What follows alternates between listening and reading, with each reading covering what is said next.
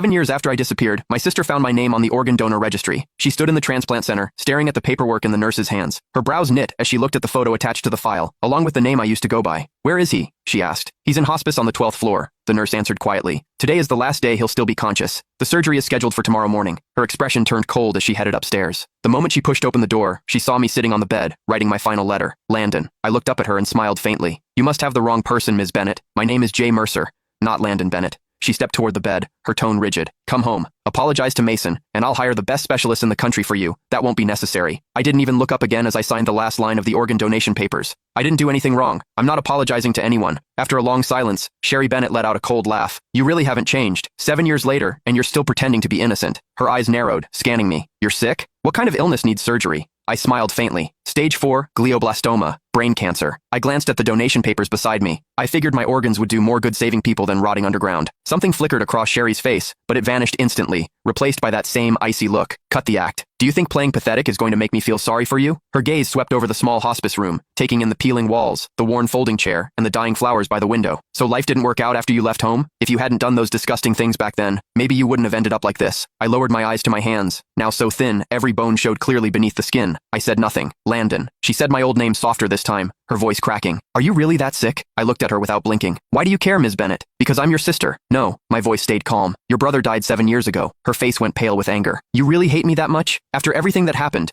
Are you seriously pretending you weren't the one who enough?" I cut her off. "You didn't come here to dig up the past. Say what you actually came to say." She opened her mouth, then hesitated, completely speechless. I gave a soft laugh. "Let me guess. Mason needs a new liver, doesn't he?" Sherry didn't answer. She didn't have to. The way her eyes avoided mine told me everything. I leaned back against the hospital bed, laughing under my breath. "So, that's it. After 7 years, he finally remembered he had an older brother. Today, you came here to ask for my liver?" "Not ask," she corrected sharply. "It's your duty. You agreed to donate before, and Mason needs you again now. He's your brother." I stared at her, amused by how ridiculous she sounded. "Sherry, when you kicked me out 7 years ago, why didn't you remember I was his brother then?" "That was your own fault," she snapped. "If you hadn't done those horrible things to Mason, if you hadn't framed him, I never would have kicked you out." Her voice shook with fury. "You're still lying. Still acting innocent. You think disappearing for 7 years erased what you did?" I slowly closed my eyes as numbness spread through my chest. Even now, she never doubted him. To her, I was always the villain. "Please leave. I need to rest." She grabbed my shoulder hard enough to hurt. "Listen carefully. Mason needs your liver." I opened my eyes, looking at her calmly. "Then he can wait for someone else. My organs are already promised to strangers." Her whole body shook with anger. "How can you be so heartless? Mason saved my life back then.